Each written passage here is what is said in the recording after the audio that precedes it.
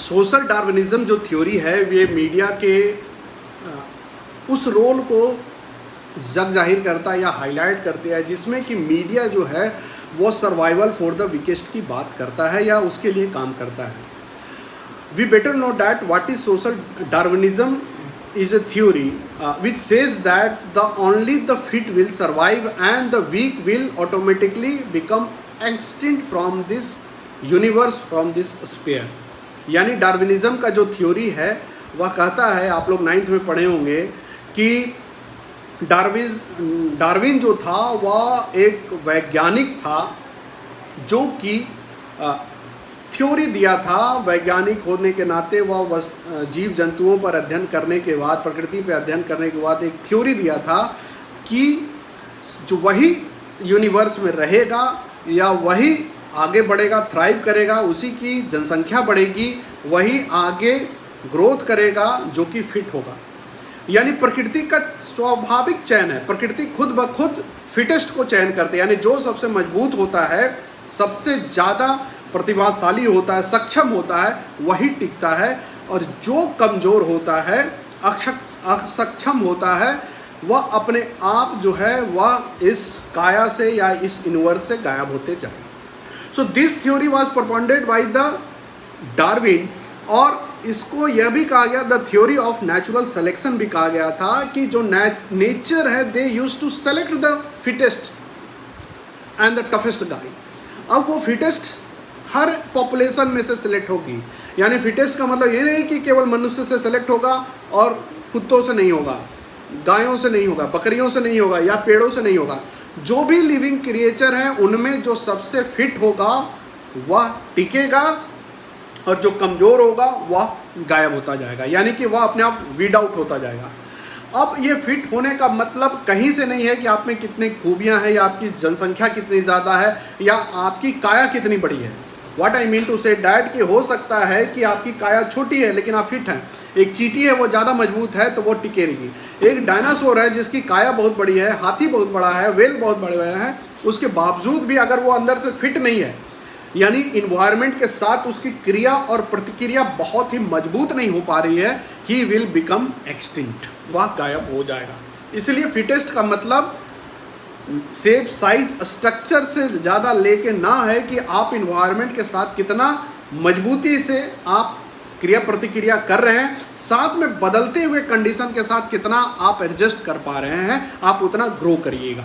अगर आप बदलते हुए परिस्थितियां, बदलती हुई चुनौतियों के साथ आप कमज़ोर पड़ते जा रहे हैं, इसका मतलब है कि धीरे धीरे आप विलुप्त हो जाएंगे, आपकी प्राणी या आपकी पहचान विलुप्त हो जाएगी, आपकी जो शेप, साइज, स्ट्रक्चर है वो विलुप्त हो जाएगी और आप इतिहास के पार्ट बनकर रह जाएंगे। जैसे कि डायनासोर के साथ हुआ, कई सारे जीव जंतु हैं जो कि आज विलुप्त हैं, एक्सटिंक्ट हैं, या कई सारे ऐसे जीव जंतु हैं जो कि एक्सटिंक्ट होने के कगार पर हैं। ठीक है, तो इन दोनों पर डार्विन की सिद्धांत या थ्योरी ऑफ नेचुरल सिलेक्शन लागू होता है। अब इसका मीडिया से क्या सरोकार है? मीडिया का अगर हम कर्तव्य पे देखें या मीडिया के वर्किंग कल्चर पे बात करें, या हम बात करें कि how media use to work in the light of Darwin's theory, then we can say in the simple sentence that media works opposite according to the theory of natural selection. What does it mean? It means that media जो है वह natural selection के सिद्धांत के just विपरीत काम करती है। विपरीत काम करने का मतलब है कि डार्विन कहता है कि the theory of natural selection is nothing but to select the सबसे फिट एंड सबसे स्ट्रॉन्ग जो जीन है या जेनेटिक है उसको सेलेक्ट करेंगे। मीडिया किसके लिए काम करती है? मीडिया काम करती है कि जो सबसे कमज़ोर है, लाचार है, अपनी बातों को रखने में सक्षम नहीं है, हम उसके बातों को तवज्जो देंगे, उसके मुद्दे को छापेंगे, उसके दुख दर्द को हम दिखाएंगे, जिससे कि वह भी मजबूत हो जाए, वह भी मुख्य धारा में आ जाए और वह विलुप्त होने से बच जाए। अगर हम गांधी के शब्दों में बात करें तो गांधी कहते थे कि समाज के अंतिम पायदान पर बैठे व्यक्ति के लिए काम करना है। वह आदमी जो कि अपने बातों को सत्ता तक या व्यवस्था तक पहुंचाने में सक्षम नहीं है, वह व्यक्ति जो अपने अच्छे बुरे की समझ नहीं रखता है, उसके लिए मीडिया काम करती है। वह समाज के उन वर्गों तक ज्ञान, सूचना या शिक्षा पहुंचाने का काम करती है जो वर्ग अभी तक ज्ञान, सूचना और शिक्षा से बेदखल थे या महरूम थे।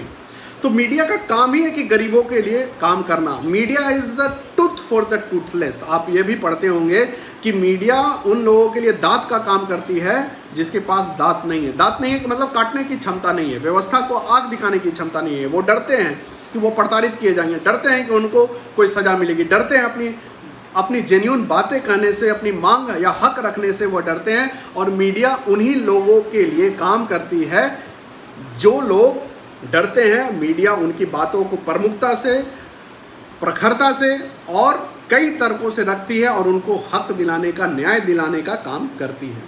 और आपको बेटर पता है कि मीडिया अगर कई सारे, जैसे का लाल मर्डर हत्या में आपको हम बताए हैं, या अभी जो कई सारे केस में आपको जो भुक्तभोगी परिवार है, अगर उसको मीडिया उसके लिए काम ना करती तो शायद उसको न्याय ना मिलता, जिसमें कि व्यवस्था या सत्ता या बड़े लोगों का सीधा सीधा हाथ था। तो मीडिया काम करती है गरीबों के लिए, मजलूमों के लिए, निशक्त जनों के लिए, जो अपनी भाषा नहीं बोल पाते, जिनको बोलना नहीं आता, लिखना नहीं आता, उनके लिए भी बोलकर, लिखकर उनके हकों की मांग करते हैं। मीडिया का आप देखते होंगे कि कहीं कोई घटना, दुर्घटना होती है और उसको छापते हैं, साथ में उसके लिए मुआवजा की मांग करते हैं। अपने नहीं लिखते हैं लेकिन वहाँ की लीडरशिप को बोलते हुए दिखाते हैं कि जो भुक्तभोगी हैं उनको मुआवजा मिलना चाहिए, सरकारी नौकरी मिलना चाहिए। और इस तरह से हम देखते हैं कि कई बार सरकार को ये घोषणा करनी पड़ती है कि भुक्तभोगी समाज को मुआवजा मिले या उसको वजीफा मिले या उसके जो नियरेस्ट हैं उनको सरकारी नौकरी मिले। तो ये जो मीडिया का पूरा रोल है या मीडिया में ये जो क्षमता है कि जो भुक्तभोगी हैं, जो पीड़ित हैं, जो कमज़ोर हैं, उनको मंच मिले या उनको भी न्याय मिले, यह मीडिया का जो चरित्र है ये डार्विन के थ्योरी से बिल्कुल विपक्ष में है या बिल्कुल अपोजिट में है, जिसमें कि डार्विन कहता है कि जो सबसे फिट है, मजबूत है, वह टिकेगा, जो कमज़ोर है, जो सक्षम नहीं है, वह अपने आप वीड आउट होता चला जाएगा या गायब होता हुआ चला जाएगा।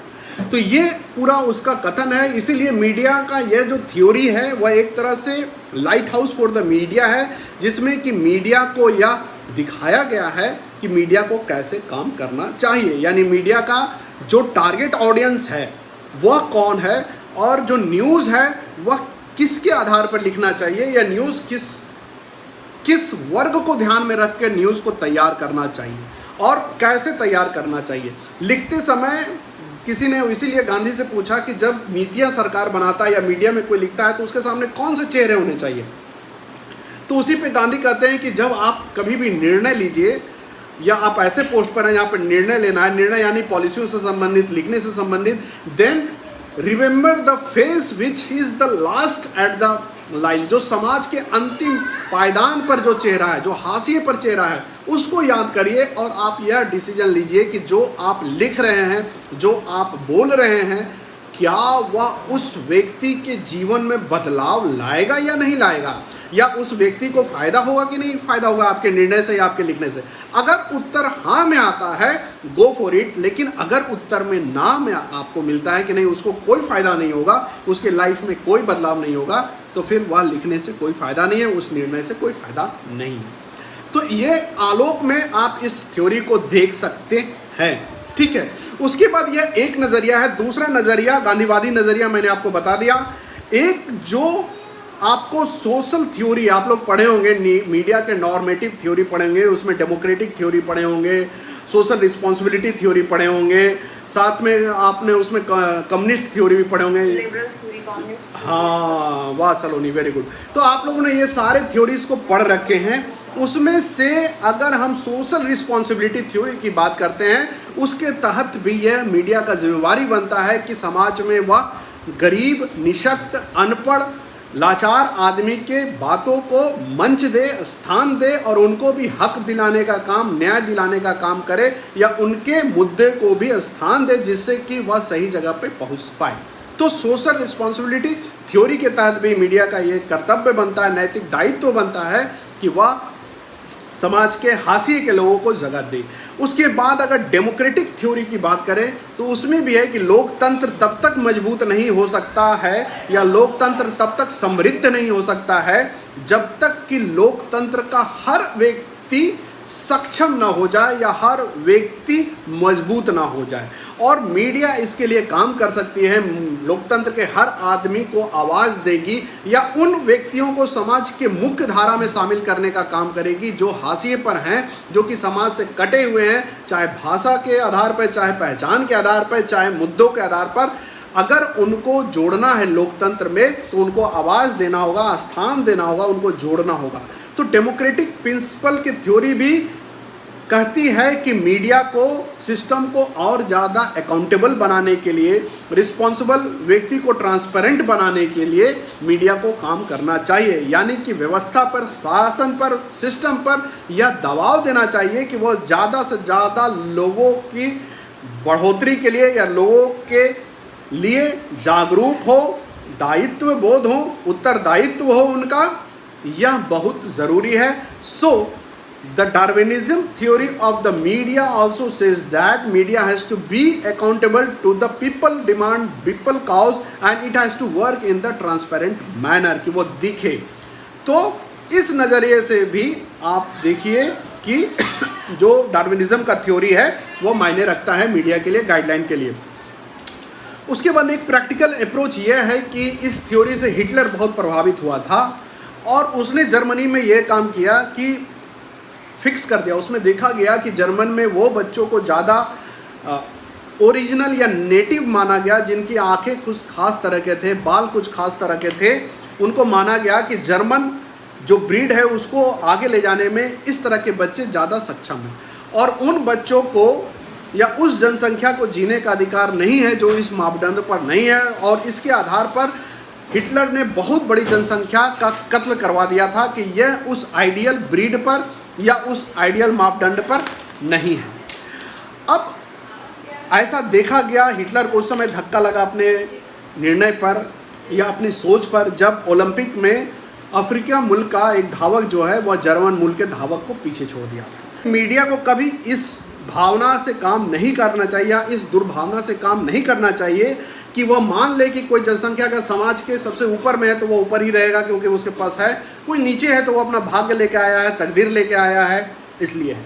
तो ये थ्योरी यहाँ भी सहायक है कि आपको यह समझना चाहिए कि आप अगर सही से काम करेंगे, वृहद सोच के साथ, बड़ी अवधारणा के साथ काम करेंगे तो जो वर्ग, जो तबका आज गरीब है, मजलूम है, असहाय है, वह एक दिन सक्षम हो पाएगी और एक दिन वह भी अपनी बातों को रख सकती है।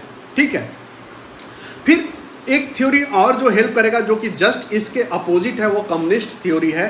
कम्युनिस्ट थ्योरी भी यह बात करती है कि सर्वाइवल फॉर द वीकेस्ट की बात करती है, जहाँ डार्विनिज्म और जहाँ पूंजीवाद वाली जो थ्योरी है वह कहती है सर्वाइवल फॉर द फिटेस्ट। जो आदमी के पास पैसा है, शक्ति है, क्षमता है, वह तो आगे बढ़ेगा। जिस आदमी के पास पैसा, शक्ति, संभावनाएं, क्षमता नहीं है वह पीछे रह जाएगा या कालांतर में वह पीछे पड़ जाएगा। इसकी विपरीत में कम्युनिस्ट थ्योरी यह कहती है कि ऐसा बिल्कुल नहीं है। सर्वाइवल फॉर द वीकेस्ट यानी कि हमारी व्यवस्था कैसी है इस बात पर निर्भर करता है कि कमज़ोर व्यक्ति का क्या होगा।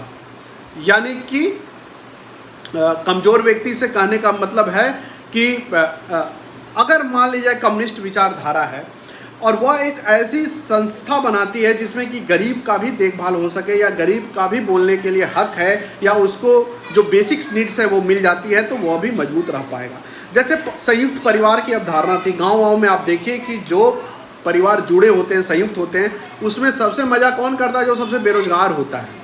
यानी सारे भाई कमा रहे होते हैं, बाबूजी को पैसा कमा के देते हैं और जो भाई कुछ नहीं कर रहा होता है वो पता लगता है पूरे गांव में घूम रहा है, नेतागिरी कर रहा है, बैठकबाजी कर रहा है और सेखी बगार रहा है और इन्जॉय करता है। मैंने कई भाइयों को देखा है कि वो लाइफ में कुछ नहीं किए हैं और उनके पास कोई कमी नहीं रही। तो इस तरह का जो संयुक्त परिवार की अवधारणा जो कि सोशलिस्ट और कम्युनिस्ट अप्रोच से मिलता है, उसमें आप देखिए कि जो कमज़ोर है, निःशक्त है, वो कमज़ोर निःशक्त नहीं है, एक्चुअली में वो सबसे ज़्यादा रिसीव उसको मिला, क्योंकि हर आदमी उसको देख रहा है। यानी कई बार आप बेचारा बने होते हैं तो आपको और लोग हेल्प करते हैं या आपका देखभाल करते हैं या चार लोग पूछते हैं, लेकिन आप बोल देते हैं मैं मजबूत हूँ।